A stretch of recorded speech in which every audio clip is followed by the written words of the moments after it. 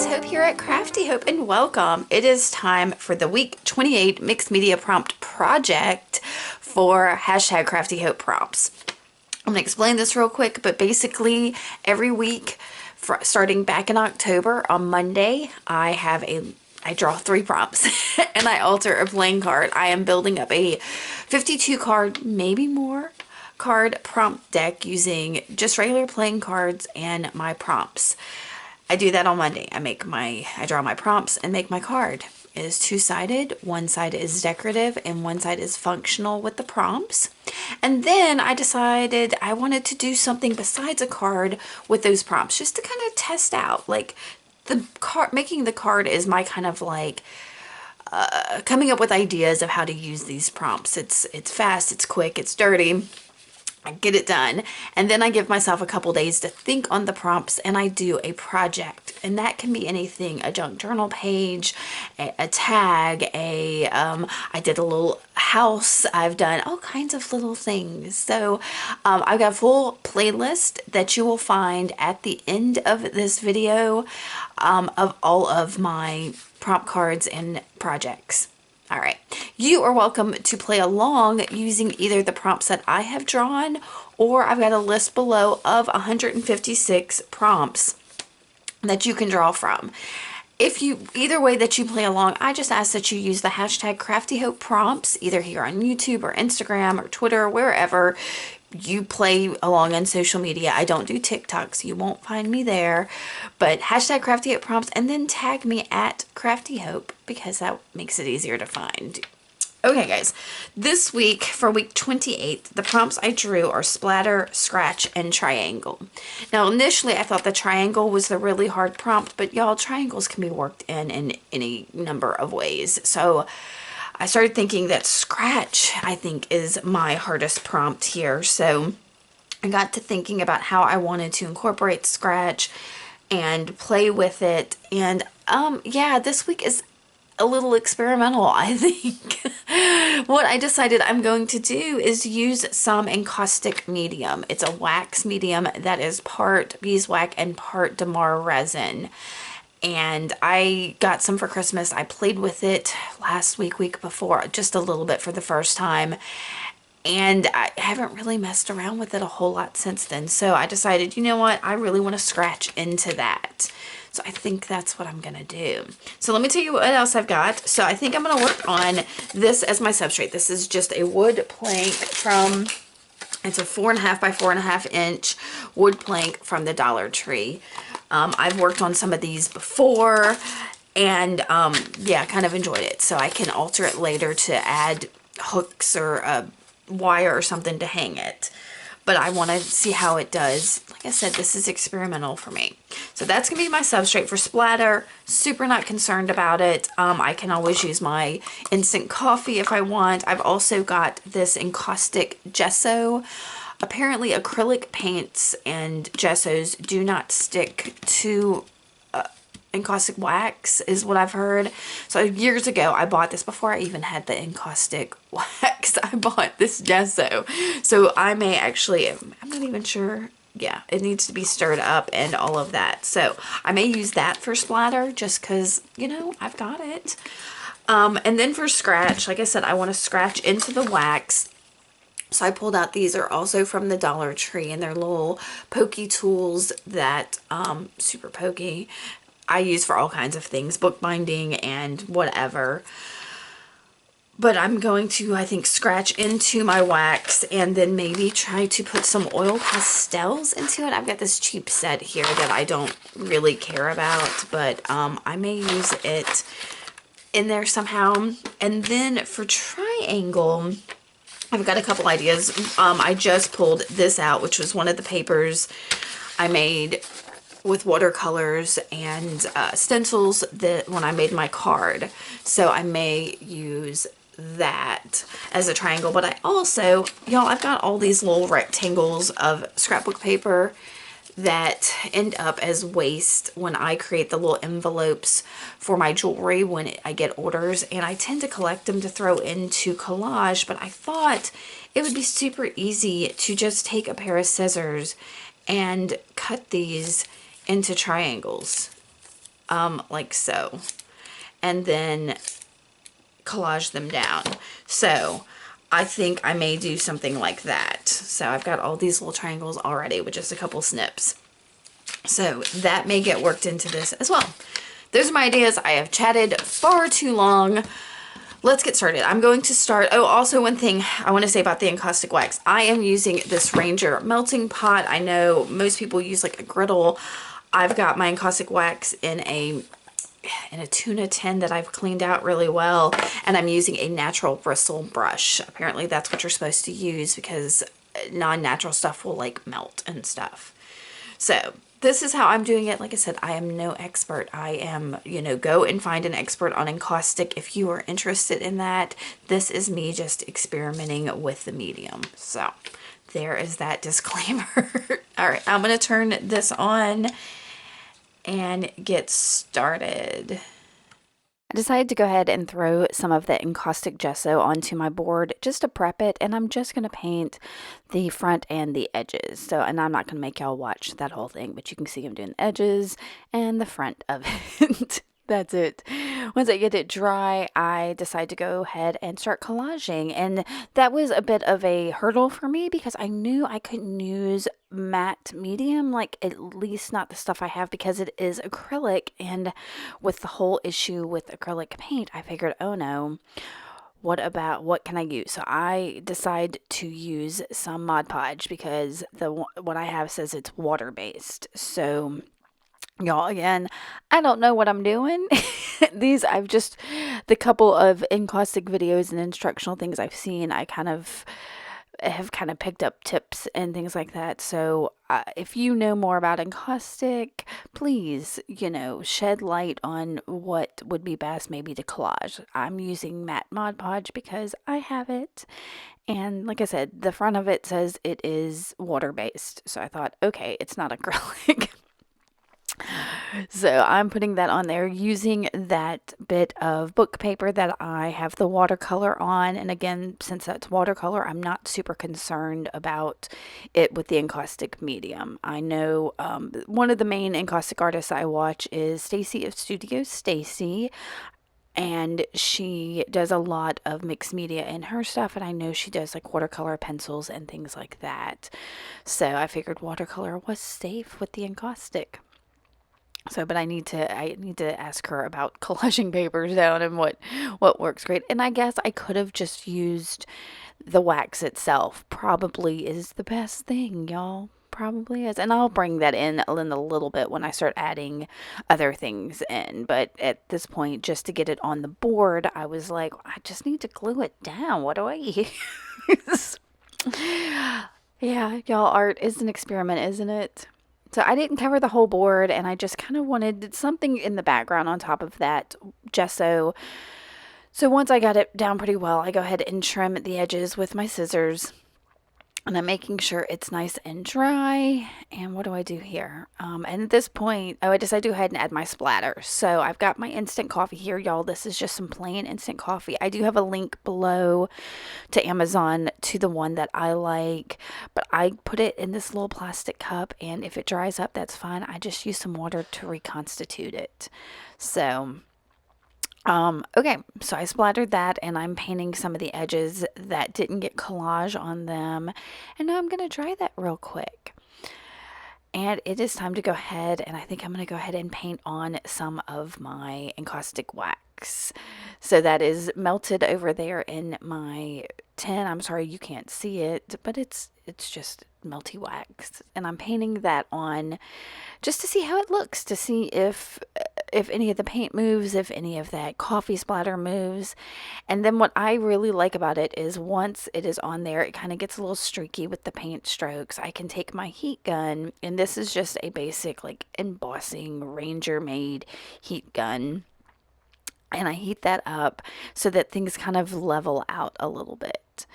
And it gets all shiny, and that's my favorite part, y'all, is when it gets super shiny like that. So I've got to figure out if there's some way to keep things super shiny or if the wax will always go kind of matte and dull.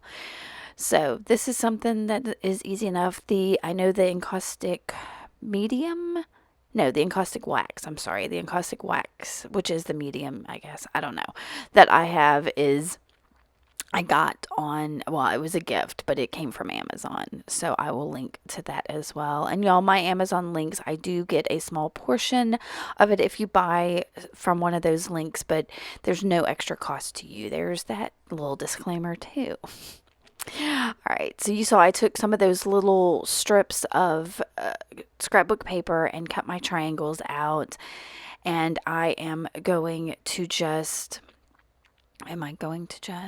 oh, I decided to, what did I decide to do? Go ahead and do my scratching. So I will grab that little pokey tool thing from the dollar store. You could use possibly a bamboo skewer or maybe a, I'm trying to think what else would be an awl of some kind. There's a Tim Holtz pokey tool. There's maybe a knitting needle or something like that if you don't have this kind of sharp tool. A needle or a T-pin. Hey, those are things. But I just did some like hash mark type lines, and I'm grabbing the black oil pastel there and rubbing it over. And y'all, I have no idea what's going to happen here. Yeah, I have no idea. I just knew that I wanted to do some scratchy stuff and put some oil pastel over it. So now I will grab my heat tool and heat this up. And y'all, I didn't cut out the heating of this because I wanted y'all to see, immediately. That is what happened. So where I put the scratches, that is kind of free and clear. So I decided I'm going to do some more scratches. Now the ones over here, for some reason, do not stay as great in the end as the ones in that upper right. And I think that's because I do more fiddling over here in this lower left portion later. But it's definitely something I want to play with again later, maybe different colors or different materials, maybe I don't know. I'm going to continue to experiment with this medium. It's a lot of fun. So I'm going to heat this up again.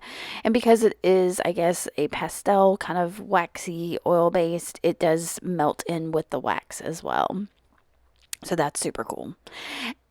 All right, so that is done. I'm going to start with, I decided to grab a brown oil pastel there and go around the edges like I would with, like an ink pad or a Stabilo All or something like that to frame this up. And then I use my finger to kind of rub it a little bit.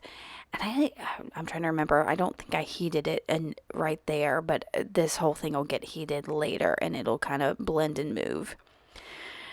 So I took a minute and decided, okay, let's go ahead and start adding in some of these triangle paper pieces.